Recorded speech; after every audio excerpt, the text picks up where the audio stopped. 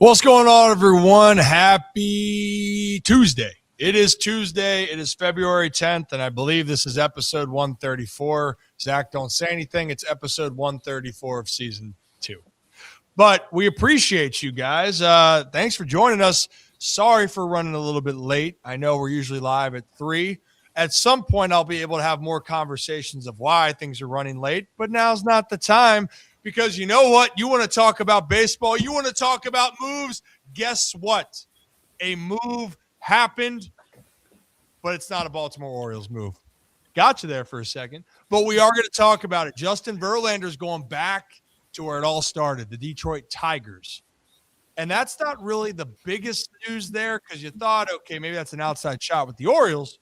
But Mike Elias had some comments, and maybe this could be it for the Orioles for their moves as spring training opens up today.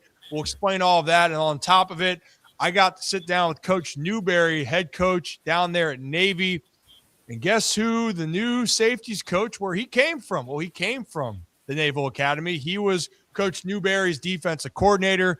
So we're going to get a little bit more insight into new Ravens safeties coach, PJ Volker here. And I think you guys are going to enjoy the insight that we got. So there's that. We'll talk about a couple things that grind my gears because there are a few. And then we'll just keep on rocking and rolling. So if you're new to the channel, hit that like and subscribe button. Ryan Ripken Show. We're live here on YouTube, X, and Facebook. And you can listen on Spotify, Apple, and wherever you get your podcast. Thumbs up and hit a review. We appreciate you. That rhymed. Zach. Sounds good. Doing good. Happy spring training, I guess. Sure. We're officially at the point where you can say happy spring training. It's nice. Super Bowl just ended right into baseball. I was going to say it's fun, fun time. But as you said, maybe that's not going to be how some people perceive what we are going to talk about. But Ryan, I'm going to be honest. It just feels good to see guys walking in the facility. The boys are there, and the crowd is getting larger, and it feels good that baseball is officially on the horizon. The light is at the end of the tunnel. Wow, we have a month and a half at most until our first game, until we're playing ball for real. It's a lot to figure out between now and then. But it's just good to be talking ball in semi-baseball season. We're just trying to ball with our bros. Have you seen that? Ball with the boys. No, if you've seen that one Instagram or TikTok, I think it was Instagram back then, but I'm just trying to ball with my bros. Oh, yes. The old meme. It's not an old meme, but it's an old video. It was back in 2019, back in my day when I was. Oh, yes. Okay, I understand what you're talking about. Dad, go back inside. Yeah. Okay. Yes. All with my bros. So, shout out my teammate Willie Yan when we were playing 2019. That used to be our thing. Dad, go back inside. Just trying to ball with my bros. We'll play that clip maybe at the end of the show today. We got to find that one so you guys can understand that I'm not losing my mind, at least not over that subject. But spring training is upon us. It has officially started, and it's starting this early because the World Baseball Classic is going to be next month. So I'm excited. It's getting going. And Zach, I think you sent could you maybe pull up that one video of the sights and sounds from last spring training? Could you pull that video real quickly? Yeah, let me make some magic happen. Yeah, because you know what? Let's start on a positive before I have people asking me what's happening. This is over. It's all down the hill before it's even started. Hey, we haven't even played a game yet. It's over, though. Do you have that clip? Yep, one sec. Just downloaded. And now let's listen to the sights and sound. Calm yourself as we get ready to go through the Ryan Ripken Show with the sound of spring training.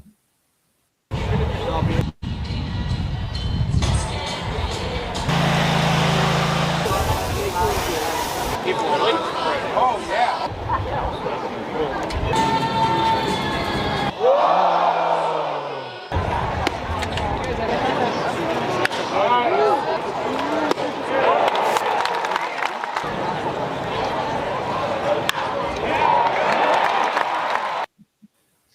it was the old graphic there too. Yeah, and now listen, I understand it's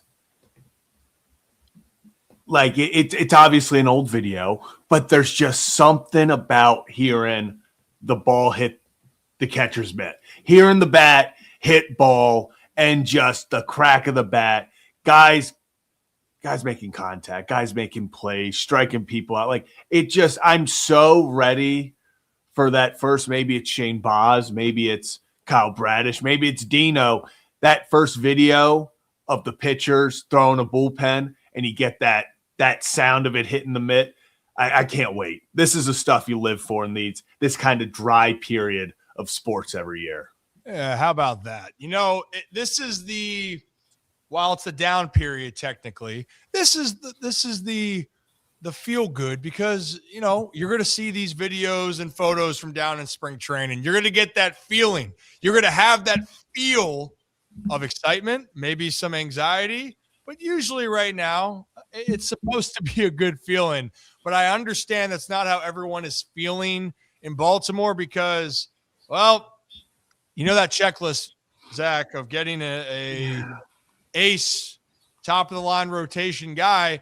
Technically, that's the one thing on Mike Elias's offseason list that he didn't acquire that could to be determined. Maybe that's a spoiler for what we're going to talk about here. But why don't we dive into that whole subject? We'll get into the football, but why don't we start with baseball? Because everyone's excited. Yeah, baby. Well, let's get excited for this. Justin Verlander, you are a Detroit Tiger. He's going back to Detroit on a one-year contract for the 2026 season. The Tigers had the welcome home JV. And if I'm being honest, as a baseball fan, good for Justin Verlander. Go back to where it started. And the Tigers sneaky. If Verlander is what he was when he was healthy last year, he's going to help them. He's going to make an impact. And guess what? He doesn't have to be the guy. Why? They have an ace in Skubal, and then they have a great number 2 in Framber Valdez, and some other really young pieces in that pitching department.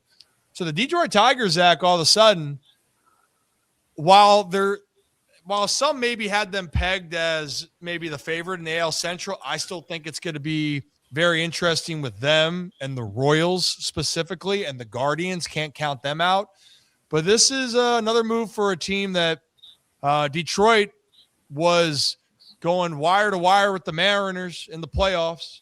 And this is a team that's looking to take that next step. So for them, I think that is a great depth piece with upside, because they don't need Justin Verlander to be a 1, 2, or 3. They just need him to be healthy and give them something down the stretch. Yeah, I'm not going to sit here and call this they're going for it because of Justin Verlander.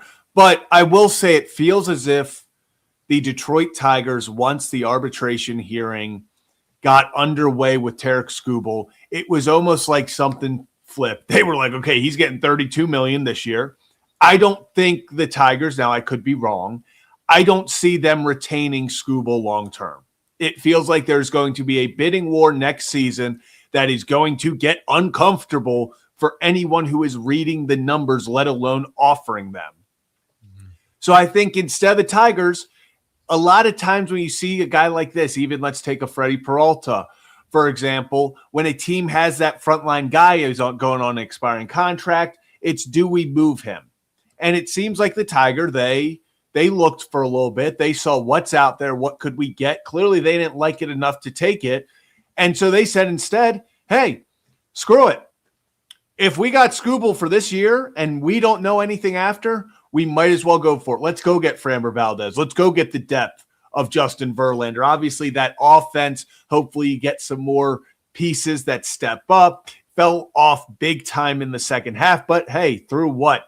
I think they were the first team to 60 wins still. I mean, this is a team that for a majority of the season was setting the pace in the American League. So it is one of those situations where I think the Tigers looked at what they had in front of them, what you go, okay, what's the future hold?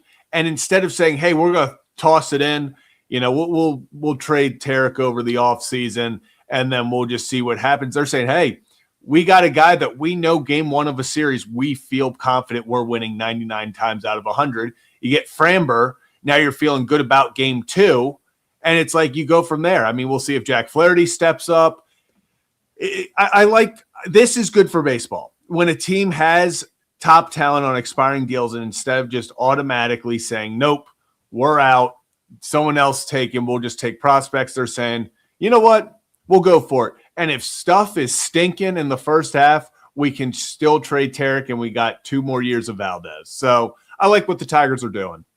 Yeah. And again, the emphasis on is that Verlander is not going to be asked to be a top 2, 3, maybe even a 4. But I do think he factors in that top 3 or 4. If he pitches like he did last year, he had a 3.85 ERA and started 29 games. So, when you're talking about the value, you hope. But now I know in Baltimore, you might have heard that story with Charlie Morton last year where when could it finally unravel? That's the biggest question. But I do like to lean on for players that are, the greatness of a player. Mm-hmm. I'm going to lean on that they got a little bit more left in the tank. And if Justin if he has a 4 ERA, if he has a 4.2 ERA, heck, Zach, even if it jumps up to a 4.5, which I know people go, that's just terrible. This isn't a piece for the Tigers where they are getting to make it take their rotation over the top. Yeah. This was depth with upside. So that's why I like the move for them. Honestly, I know Orioles fans won't like me saying this. I wouldn't have minded the move for the Orioles because at the end of the day, you need depth. Now, we got to talk about this a little bit more because now the conversation is starting to unravel. So with that being said, Zach Gallen's still out there. Lucas Giolito's still out there. Chris Bassett. So maybe you're thinking the Orioles will go for one of those guys. Well, doesn't sound like it because I think Steve Molesky put out a tweet, Zach, from Mike Elias. Was it Steve or from this one was Jacob Calvin Myers. Jacob Calvin Myers. Sorry, JCM. But Jacob Calvin Myers put this out. Mike Elias in the state of the Orioles rotation after we saw the Verlander move. I think we have a very good rotation. Talented group of guys and external additions. I think it's a very strong group. We're staying plugged in with trade and free agent markets, so there's still a possibility. Elias said he liked the Orioles' depth beyond the 5-man rotation, naming Brandon Young and Cade Povich as part of that group of extra starters. Here's the thing where I know that saying we're staying plugged in, but I thought I saw another tweet from Steve Molesky then, Zach, maybe it was that there was some doubt around if they would make another move. But regardless, we're going to find that out. But I'll just say this from the jump. I don't like the idea or concept of not having one more depth piece. And that's not to say I don't like Cade Povich. I do like Cade Povich. I do like Brandon Young. But based off of what happened and transpired last year, it's playing with fire with the group that you have. So I'm not against it. So there's Steve Molesky's tweet. On Ozu, Mike Elias acknowledged that at some point signing a pitcher late into camp could be an issue. So that's down the road, and camp just started. Feels the club is not at that point yet. He expressed confidence in the rotation, but they're still pursuing pitchers. So he's not closing the door on it. So, Zach, I still think for the Orioles, they need one more piece. I know what he just said, and he said, you're going to say that about your guys. You should. You're not going to go and say, we don't really like our guys. You're not going to say that. But if we're looking at the outside, there's 4 that are going to be sharpied into your rotation, okay? Yeah. Bradish, Rogers, Boz, Kramer. And then if you're feeling good, you're hoping Eflin's good. And if it's not Eflin, then you're looking at Povich and Young, which both of them had some serious growing pains. And Povich has to stay healthy on top of that, but there's upside. But the point being is those are 3 pitchers, if you count Eflin in that mix, where there's an unpredictable factor. And so with that alone, what happened to the Orioles last year, we know it. Their starting staff didn't pitch well. But above all that, they didn't have the depth. The depth did not hold up. So I think that I'm not going to say it's a mistake that they don't sign another depth piece, Zach, but I think you are playing with fire if you decide to not sign someone. And it sounds like they are doing their due diligence. So I think Zach Gallen is out. At this point from that, I don't think we're going to see Zach Gallen as an Oriole. But Giolito, I think he's still in play. And if that is the case for what it is, I would be okay with that. But I know a lot of Birdland, Zach, is frustrated because that's the one thing that Elias said that they wanted was a frontline guy. And in the free agent market, they didn't land it. Yeah, and I think that is the thing is like Mike Elias sent out, gave the media, the fans, a checklist at the beginning of the season at the general manager meetings, all the way back in November, and pretty much said, hey, we want to get a back-end guy to be a closer. We want to go get a big bat in the middle of the order. And then we want a frontline starter. And if you talk to most people, not only that follow just the Orioles, but around baseball in general, they pointed to the one spot in which the Baltimore Orioles not just could get better, but needed to get better, was that front of the rotation. Yes, Trevor Rogers was unbelievable last year, but he had an historic run that I don't think you can count on him to do again. Kyle Bradish, when healthy, is an ace, a top 5 starter. But once again, he's coming off a season where he came off of surgery. He is still building up. It's not fair to him to expect him to pitch 30 times this year and be your ace every single time while he's still trying to build back up. You go acquire Shane Baz, who has the upside, and we'll get into that in a little bit. You obviously Kramer, you bring back Eflin, who is kind of a safety net when healthy. But for most of these guys, we've talked about Rogers, can he stay at that level? It's going to be pretty hard, but even if he takes a step down, you're happy about that. Kyle Bradish, you hope he can stay healthy and take it to that next level. Zach Eflin, you're hoping can stay healthy. They needed another guy, and that was the position that you really felt like was the number one spot they needed to improve. So with that, you are disappointed when you sit here on February 10th and they're kind of like, we like our guys. We think we have a strong rotation, because you do if everything goes perfectly. But Ryan, as we've talked about since the time we started this show, you can't just expect everything to go perfectly. The Dodgers had 17 players start for them at pitcher last year. Guys are going to get hurt. And I think the comment about Brandon Young and Povich, we're feeling confident with them. Yes, if Brandon Young and Cade Povich have to step in and start a few times this year, that's fine. And I have confidence in them to do that.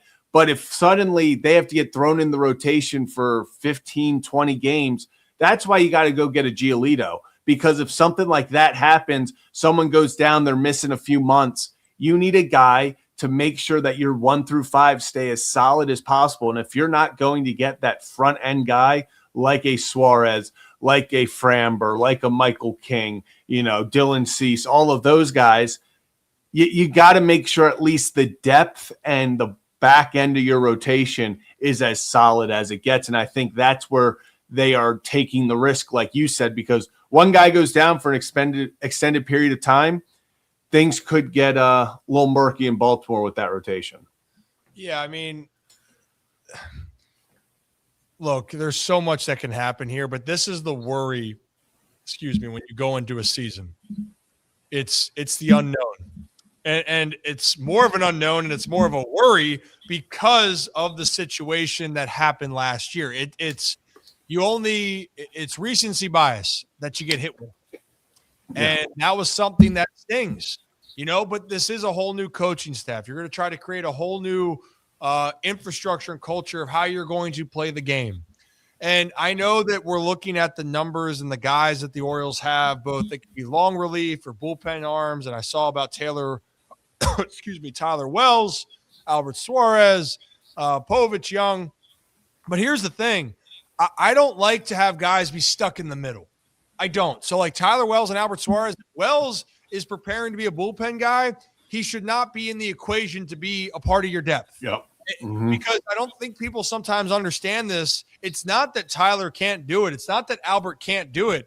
I was extremely impressed with what Albert Suarez did a couple years ago of being thrown into the fire, because it's so damn hard to do that and have success. It really is. Mm-hmm. So in this case, put guys to their roles.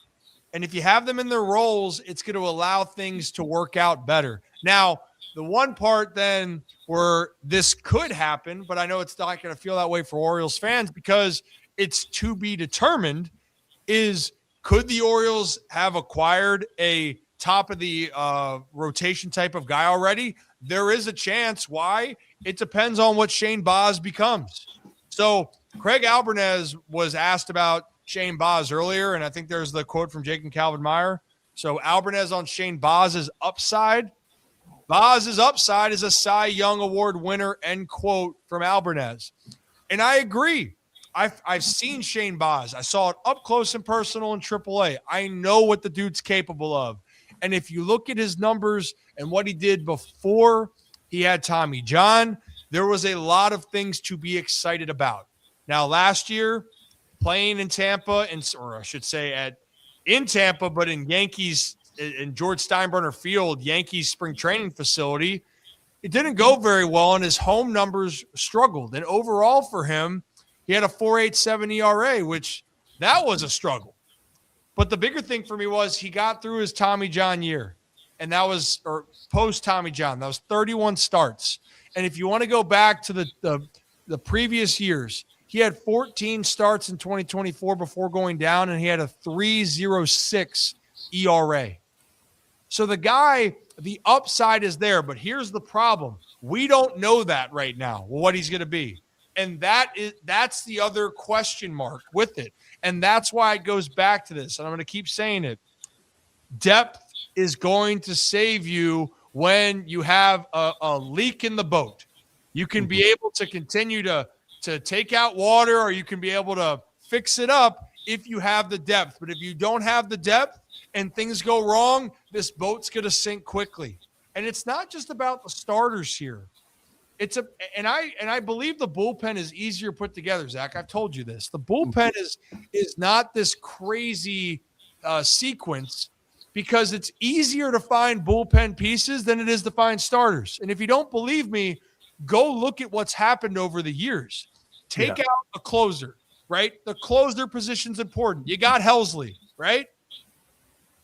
Look how many players were picked off of waivers, or how many bullpen guys bounce around teams from year to year, is because every other work for them, they can have really good years and then really bad. It's extremely, extremely challenging being a middle relief or a hold guy in Major League Baseball. You know, and people don't admit this, when Danny Coulomb came to Baltimore, he wasn't what he was when he came to Baltimore. But he turned out to be that way. Yennier Cano, when he had his all-star season, wasn't that way in Minnesota. And then he was. And then guess what happened? Last year, he wasn't very good. So that's how volatile the bullpen can be outside of a closer. Starters, though, you're not going to claim a good starter off waivers, Zach.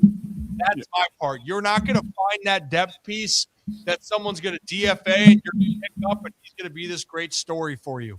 That rarely happens. But for bullpen, it can. But I think we're on the same page with this. Like Shane Baz, I'm a huge Shane Baz fan. Huge. But it still goes back to the constant theme of you are hoping that he is what he is. And you're also banking that Bradish and Rogers are going to stay what they are. And you're hoping Dean Kramer stays healthy. And you hope Zach Eflin bounces back from his injury. Those are a lot of what ifs.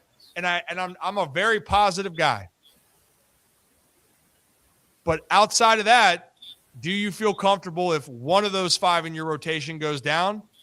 How about two? No. That's where the problems lie. And you got to think that way. Yeah, I mean, I'm with you. I love Shane Baz's stuff. I've loved it since he's been in Tampa. I think he has, like Albarnez said, I think he has ace Cy Young type stuff. Yep. Just pure stuff, just everything of what you want a pitcher to look like. He can put 99 on the black stuff. That is what he is. And it was an incredible addition if they could have gotten that guy like that Framber, like that Mackenzie Gore, that Joe Ryan, someone that you can plug up at the top of the rotation again so that Shane Baz doesn't have to be that guy. Because if you go get a frontline guy and Shane Baz is your depth and he starts pitching like an ace, well, congratulations. Now you hit the lottery.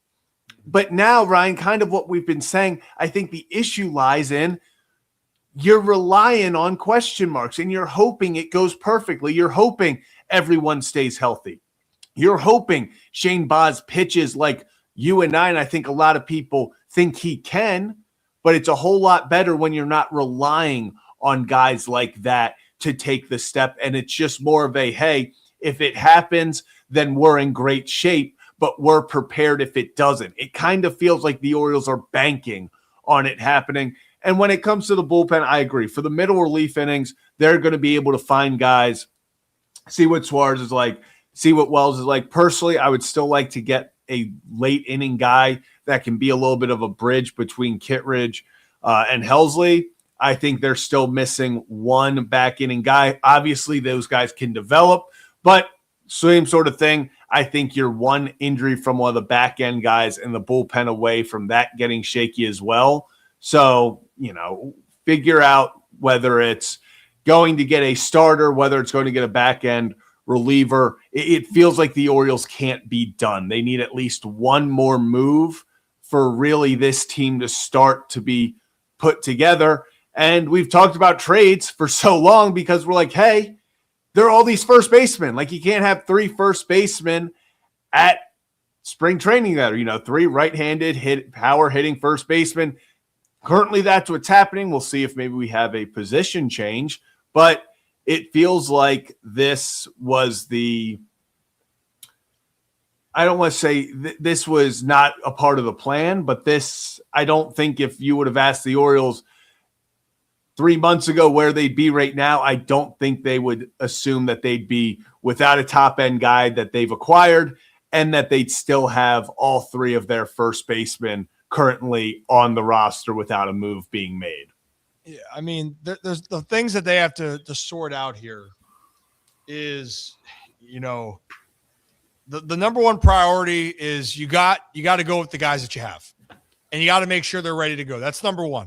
I don't care what's happened or hasn't happened. That's what you have to do. Number one. Two, you have to then figure out with what your plan is going to be with who you have. And I think that's the part here where I don't know if that's complete yet, Zach. And so you're right. You're going to the camp with multiple, it seems, first baseman. We'll get into Kobe Mayo. But to close out this part of the depth of with your rotation, it's best to give expectations for what guys are going to be needed for, and it starts in spring training. It really does, of what we need you to do so you're ready and you're working on this to start the season. And I think, Zach, and as I love the new facility, and believe me, the Orioles, in my mind, are as good as anyone at identifying talent in the draft. I think they do a tremendous job. Having said that, a problem that they've had is developing the pitchers that they've had to get to the big leagues. Cade Stroud was the first drafted player in the Mike Elias timeline, I believe, that made it to the big leagues. Now he's gone. And for those that are wondering, Brandon Young was not drafted, so you could say he came through the system. We'll give that one. Kyle Bradish was traded over in the Bundy trade. Great trade in that, obviously. He's going to be a top 5 guy. And that's not even a bold take, by the way, for Cy Young. Kyle Bradish is a top 5 pitcher in the American League, and I would say he's a top 5 pitcher in baseball if he's healthy. That's not being biased. Go look at his numbers. That is what he was before he went down. But that's the concern, Zach. I think it'd be different with the depth if you saw at least a track record of guys coming up through your system that could make that impact as a starter. And that hasn't been the case yet. And that's why I think it's a little bit more worrisome. But first and foremost, you got to work with what you got. So I'm excited to see this group get together. I'm excited to see what they can do. And I expect the Orioles, even with this group, to leave spring training to compete to be a playoff team. They should compete in the AL East. No doubt in my mind. There's no excuse, regardless of the moves that they make or do not make. Now, Zach, to your point, you're wondering what's going to happen with Kobe Mayo. And so before we get into that, if you are new to the channel, hit that like and subscribe button. Ryan Ripken Show. Do this live Monday through Friday here on YouTube, X, and Facebook. And this is on Spotify and Apple and wherever you get your podcast after the fact there. We're just not live. Yeah. Oh, Zach, I need to take a quick break from this. So we take a break from this stream. Can we hit the other stream? To the window, to the stream. $50 off when you mention Ryan Ripken from this stream to the Auto Stream Car Care Center. Look, if you guys have had your car impacted by the weather like me, you need to have some help. And Auto Stream Car Care Center, $50 off any service coming out of this gauntlet of a winter here, especially the last few weeks. $50 when you mention Ryan Ripken. People helping people. Appreciate Auto Stream. So from that stream back to this stream, let's talk about this Kobe Mayo conversation. So, Zach, you just mentioned there's too many bats at first. Plus, you're not even counting Basayo and Adley that could get DH run. Maybe sprinkle in the first, but I think more DH at this point. So you're wondering, what does that mean for Kobe? Well, that was a question that was brought up to Mike Elias.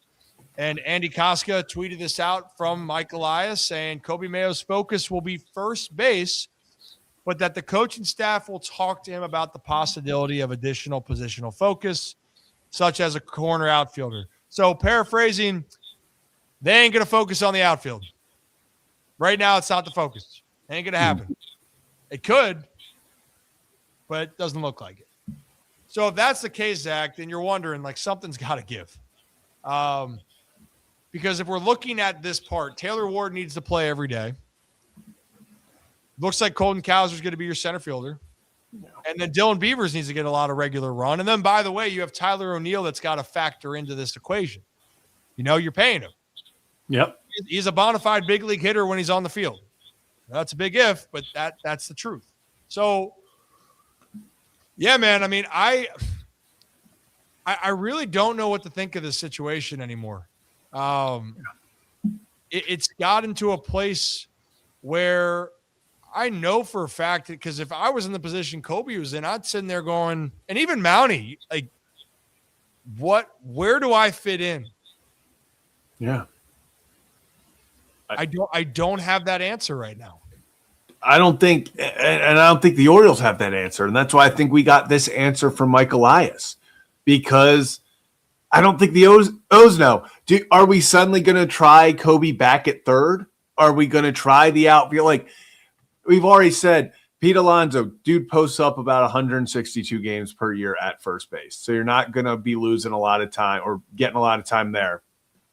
The DH spot, Tyler O'Neill's going to be rotating out of it. Adley Rutschman, Samuel Basayo, Ryan Mountcastle, and Kobe Mayo. Pete Alonso when he's not. Taylor Ward if he needs a break. You know, if you know the Orioles, you've seen that they like to use the DH spot to give guys days off and help the rotation of just position players throughout the full 162. The issue with that is, well, right now it feels like you got three repetitive players in Pete Alonso, Kobe Mayo, and Ryan Mountcastle. Three power hitting, right-handed, first baseman, and just simply like we take the talent out because I think all three of them are extremely talented. I love that they're just trying to find a way to get Kobe Mayo's bat on the roster, but from just a roster construction aspect, it doesn't make sense to keep three right-handed hitting first basemen on the field, on the roster, and go into the season when you have to have depth at other places. Now you got Blaze Alexander you brought in. Leody Taveras has been brought in. You know, there are other names throughout that are going to have to also be on the roster. Are they keeping a third catcher? Is Taylor Ward the quote-unquote emergency catcher? Is that going to be how they roll? There's just so many question marks, and when you're building a team, we know one thing about the Orioles, and we'll see if it changes a little bit with Albernaz, but throughout Mike Elias' tenure, they have loved positional versatility. They've loved having a roster where they can put 100 different, matches across the lineup and okay, this guy playing here, we'll put this guy at DH, all that. If you got 3 first basemen that you all want to get into the game, it makes it much tougher for that to happen. So that's why I think I'm so shocked as we sit here on February 10th that they haven't made a move with someone. Is it going to be, a lower level move and maybe you send Ryan Mountcastle somewhere, get a back end starter, get a back end reliever, something like that? Do you maybe aim a little higher because Kobe Mayo, higher trade value right now? Obviously, if you've watched the kid hit, he rakes when he's feeling it. So that's a guy with value. It just all depends on what they're looking at, but I just don't see a way that you can fit all 3 on the roster. And we're starting to get to a point where I don't want to say I'm concerned, but you're starting to consider the fact that maybe we should think about the possibility of potentially being concerned because it's February 10th. Pitchers and catchers are rolling up and we're still in this position. And for the Orioles, and other teams notice this, they realize the Orioles roster construction. If you look around all of Major League Baseball, we had ideas of who could be available in the offseason, and some of those pitchers got moved. Then there were some position players we didn't think of that also got moved, but that's because you could see, okay, it makes sense. The Red Sox traded for Durbin. They needed a bat, and they needed a guy with a little versatility. So, okay, that makes sense. Mm-hmm. Other teams recognize that the Orioles could and would want to make a move, but also that doesn't help the Orioles to make a move, if that makes sense, right? Like they're not in the driver's seat anymore. If this was a year or two ago and Kobe's on the verge of breaking through and he has all that top end value, that's a way different discussion because teams have to value what your prospect or your player is. Or for Ryan Mountcastle, where Mounty's coming off a year which was, I know, very frustrating for him with injuries. And then when he's been healthy, he didn't play well or not well enough to his standards. The power was down and the confidence was down. But teams are trying to buy low on Ryan Mountcastle because I'm telling you, the dude has the hit tool. If he can get out of his way, it's a great buy low candidate. And then for Kobe Mayo, his value, if you're the Orioles, well, I don't want to give up on a guy that I think has this power potential. And teams recognize that, but they still have question marks and they don't feel like they got to force their hand and be desperate to get him. So people got to look at it from that side. How Orioles fans value prospects is not necessarily how other teams are valuing those Orioles prospects. And for Baltimore, though, Zach, you mentioned about versatility with players, and we've talked about it a lot. I think for the sake of the group, though, you need to have more structure on what you guys, on who your everyday guys are, and have them be comfortable. The more that guys are in routines, the better that they are. You didn't trade, in my opinion, you didn't trade Taylor Ward to come over to be a platoon guy. You traded Taylor Ward to be a middle-of-the-bat guy and play 150-some games. You didn't sign Pete Alonso to a deal to not have him play as many games as he physically can. Gunner's got to be out there every day, in my opinion. Westberg has to be out there. Jackson's your second baseman. He's got to be out there. And however you want to establish with Adley and Calder, that's fine. And the rest of your lineup, I still think Beavers should get run. He's earned it. They got to prioritize how they're going to do their lineups, and it's a hard thing. I don't have all the right answers for it because you make sure your bats are staying fresh, but you got to make sure the guys that you prioritize are getting what they need to get better. And for fans, this is a PSA. If you want young guys to play and you want young guys to get the opportunity, then do not be frustrated when they struggle, because guess what? They will. And that's okay. But that's a part of this process. And I think for the Orioles, they give those guys runs, they need to let them go through the growing pains for more than a month. And that could lead to good things, could lead to bad things. But that's why when you're looking at the whole team, having a stable infrastructure of what your roster is in place. And overall, Zach, I like the unit a lot, man. And it's not trying to be a homer. I think people forget that this Orioles team did have the most wins the previous 3 years up until last year, 22, 23, 24 in the American League. They did. Mm-hmm. The problem is for the guys, you got to stay healthy and you got to go out and execute. But from what they had in 23, this is a better roster than they had in 2023. It's a better roster than they had when they won over 100 games. The difference is, can this team that is more talented than that figure out how to win? Because you know what that team did well in 2023? Excellent in one-run games, excellent in comeback victories. They were really strong down the stretch pitching-wise, but they weren't a top-of-the-line pitching rotation. Their bullpen did their part. And then the starters of Grayson and Kyle got hot down the stretch the last couple months. So you just got to do things right, the little things right, and you're going to have a chance. That's the most important thing at the end of the day with this roster, Zach. And that's all I have to say about that. Yeah, I mean, I agree. I think this team's better than 2023. That's for sure. You just look top to bottom. Lots of guys playing through injury last year. Cowser, Gunnar that we now know of.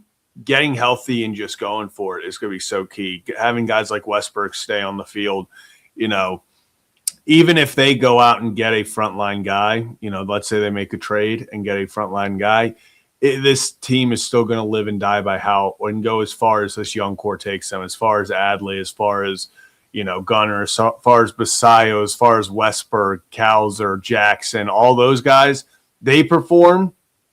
Pete Alonso can go out there and hit 50 home runs, drive in 150. The other guys aren't doing anything. It doesn't matter. So you're going to need Gunnar to be back up to what he was playing. I mean, his quote-unquote down years, a lot of guys' career years. So if he just puts up even close to what he was doing in 2024, then you're going to take that. Obviously, you're going to feel good about that. It's just all about having those guys stay healthy and taking the next step. You hope pitching can come through, but it's been a long road since 2023. They've been punched in the mouth a lot, and now it's about how they respond to that. I mean, you had the fall off in the end of 24. You had a very forgettable 2025, and it's just finding a way, new coach, new manager, new staff, find a way to make it happen. Got to find a way to make it happen. That's the reality. There's no one's going to feel sorry for you with whatever happens moving forward. And I do think that Albernez, Albie knows that. And I know that a lot of the pushback right now, Zach, is because of what happened last year. It is. But with all of that, and rightfully so, I know why fans are upset with that. I get it. That was a huge disappointment. I get it. No doubt. But it doesn't take away the fact that with who they have right now, there are a lot of positives that are here. So for right now, we know, could they get better? Yes. But do they have enough to compete? Yes, they do. And if they compete well enough for the first 2 to 3 months of the season, then guess what? You better get cooking when the trade deadline approaches. That's how things happen. Because you want to take a guess. Did you think the Toronto Blue Jays or people outside of Toronto thought that they would be the team leading the AL East, especially throughout the season? Well, Vegas certainly didn't think so. A lot of people didn't think so. And yet they were that team. And just because you spend just because you trade for people doesn't mean it's always going to be successful. You need to spend. You need to be aggressive. But you need to be smart with your investments and understand who you're bringing in and how they're going to fit. And again, I'm going to reiterate it one more time and we're moving on. The number one thing for the Orioles is figuring out what this Oriole way is going to be with Craig Albernaz in 2026. That is number one. Create your identity. Create your culture. You do that, and you do that right, everything else will fall into line. But if you don't get that set, that's how you're going to be in trouble. That is where the trouble lies. But I'll tell you this, Kyle Bradish and Trevor Rogers, if they're healthy coming out of camp and this lineup plays better situational ball, this Oriole team is going to be okay out the jump. Just get Dean past the month of April, and it'll be okay. Yeah, just someone we just need all the calendars in the warehouse and clubhouse just set to May. Just no one tell him. No one tell him. maybe he'll get that out in the World Baseball Classic. Ooh, good point. Good point. Yeah, he's a good kid. I talked to him a couple days ago. We'll get Dino on here. We'll talk some ball, talk some shop.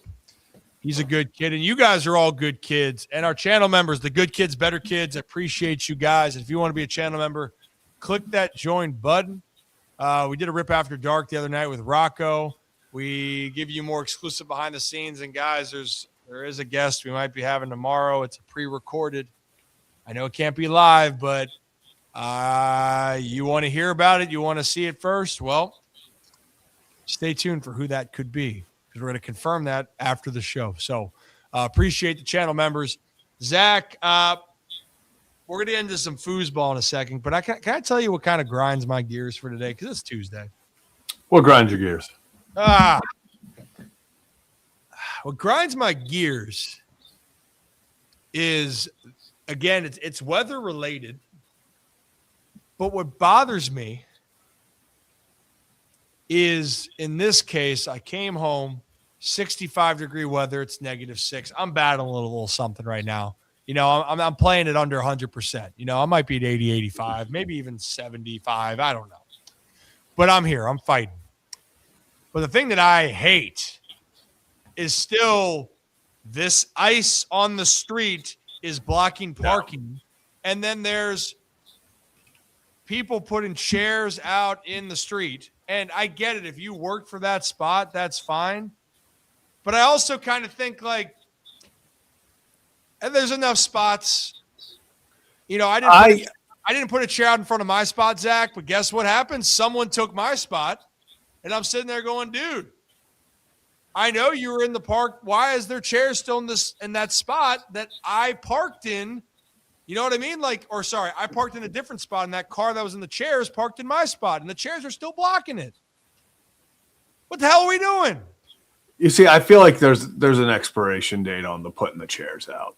Like, in the I guess grand scheme of, like, personally, like when it just first happens, like when we first get a snow, put your chairs out, do your thing, block it. You dug it out and you do it. We're what? Are we officially 2 weeks past, 2.5 weeks past the snowstorm? Like now, like there's been so much, like people are, there are enough spots out there. By this point, so many people over 2 weeks have created enough spots that we don't need to be saving anymore. Like I was driving through Fed Hill and Canton, Fells Point and all over the weekend. There's enough spots for everyone. I think we are 2 weeks past, a little over 2 weeks. We're like 2.5 weeks past the big snowstorm. I think after like a few days, we got your expiration date on being able to put chairs in your spots. I get it was still cold, but especially now that everything's sort of melting, it's free for all. That's my take on it. It's free for all. Chairgate. Yeah, Chairgate is. Once again, like when it first happens, like when you freshly, you know, it's snowing out and you've dug your car out and you have to leave for work or whatever it is.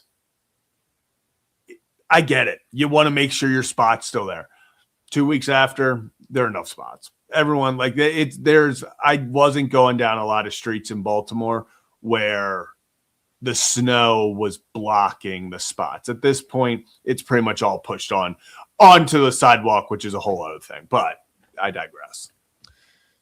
Yeah, Chairgate needs to end, and Tablegate. You know, that was my biggest thing. If you're going to block a spot, okay, then don't park in my spot and keep that spot blocked. Yeah, that's crazy. Pick up that chair and huck it. Yeah, dude, crazy work. That is crazy. Because you know what? I helped dig out a spot. I digged out my spot. But you know what? I didn't put a chair down. I didn't plant my chair or table. I said, you know what? This too shall pass. We're in it together. A spot should be open, you know? Mm. But you know what? It's supposed to warm up. Maybe the snow will melt. I'm over it now, Zach. It was great. Winter Wonderland. I'm over it. I'm done. Bring the spring. Bring the summer. Sports. Do it. Sports. Is that so? That was the big baseball news today. It was Verlander. Yeah. Spring training, first day. Lindor might not be ready for opening day. He has a stress fracture, might have surgery, but they're saying he'll be ready around hopefully for opening day. So I'm not buying too much into it. Okay. That's good. Good to know. Good. No. I did want to mention, we're not going all in the foosball talk here because I know foosball is done, but when we have the opportunity to talk to some great people, we do want to share some insights. So I did get a chance to talk to Coach Newberry, the head coach at Navy, and shout out Navy, shout out the Naval Academy. And they've been whooping ass right down the backyard, down in Naptown, and the Ravens' new safeties coach was defensive coordinator there.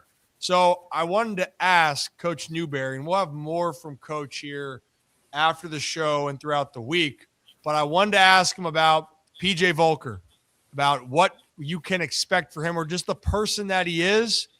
And Zach, he answered that question, so let's play that clip. Obviously hard to lose him, professionally. Did such a great job as a coordinator.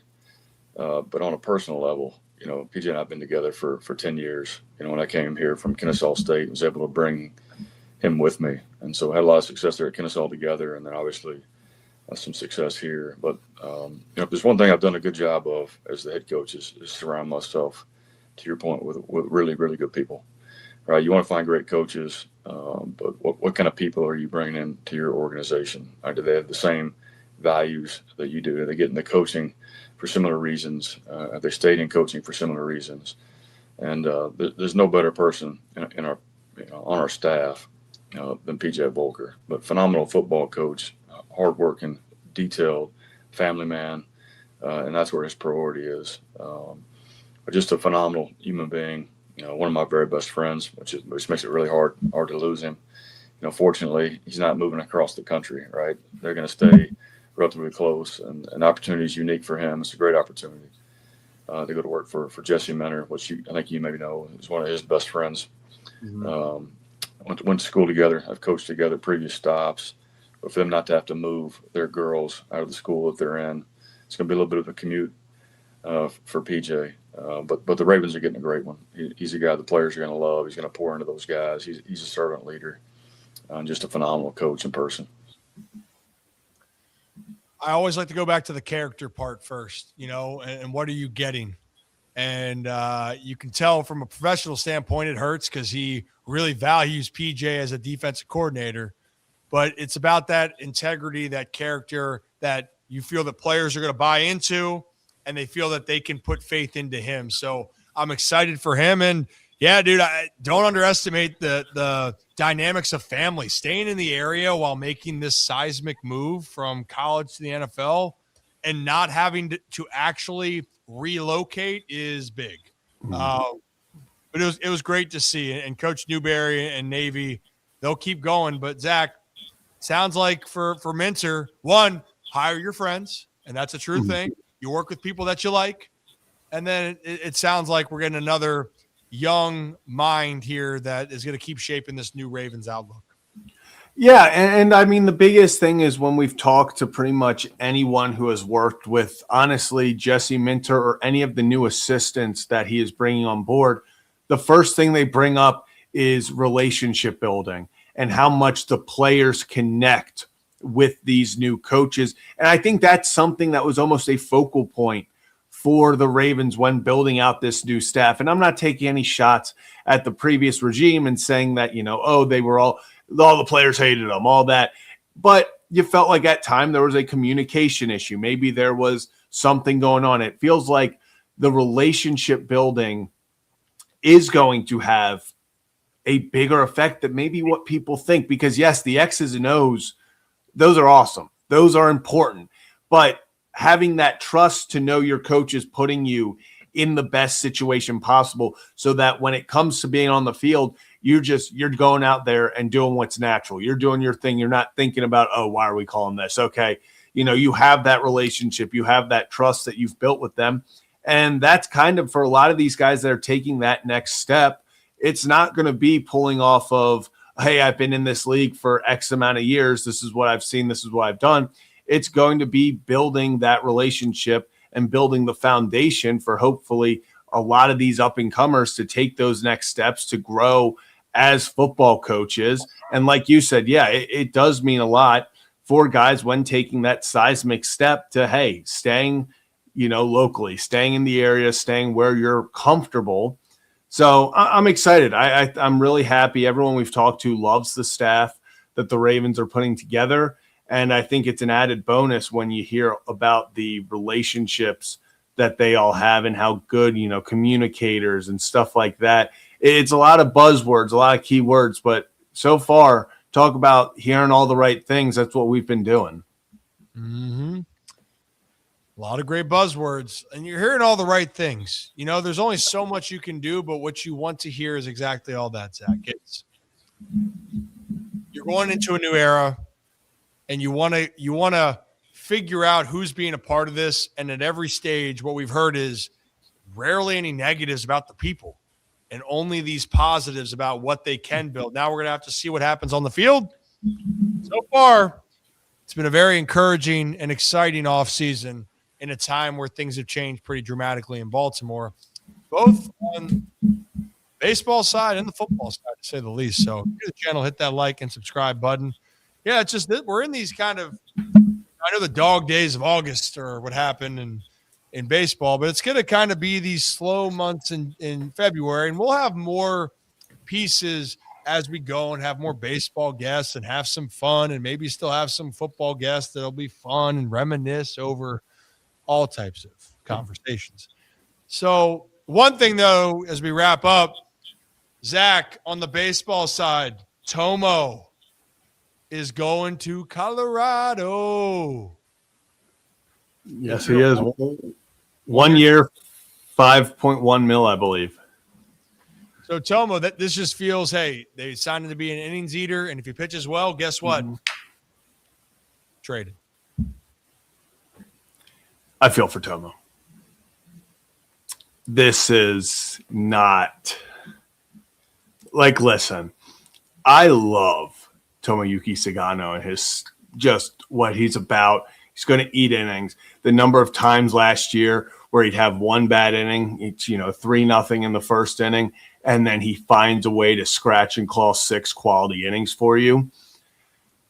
You need a guy like that. And I love Tomo's time in Baltimore. I know it wasn't the greatest and all that, but I thought Tomo was a very fun storyline in a very hard 2025 season for the Orioles. But I got to say, this is rough.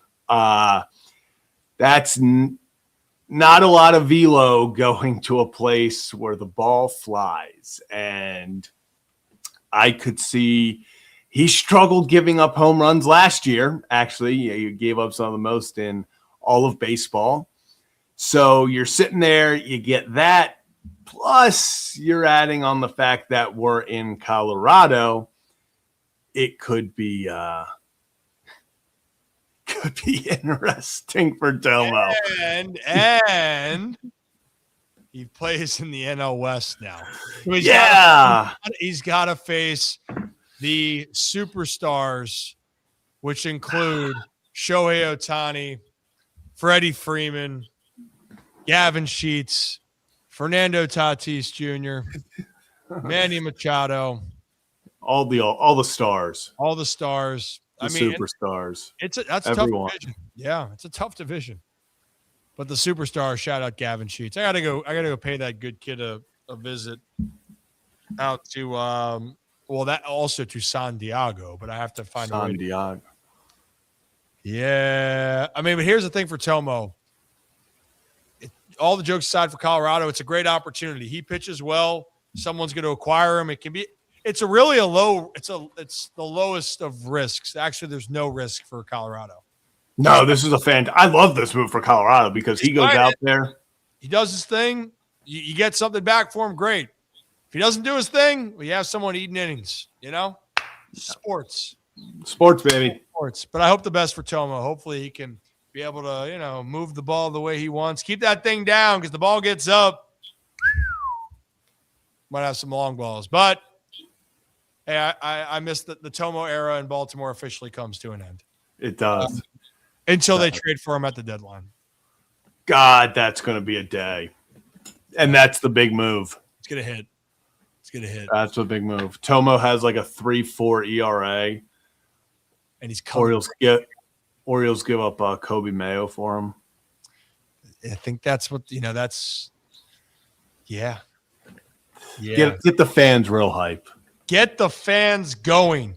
Well, Zach, before we wrap it up here, we have another spring training kind of story since it is the start of spring training. We had Ben McDonald on. I don't know if it was last year or year before. The days are meshing together. But I had Big Ben in studio.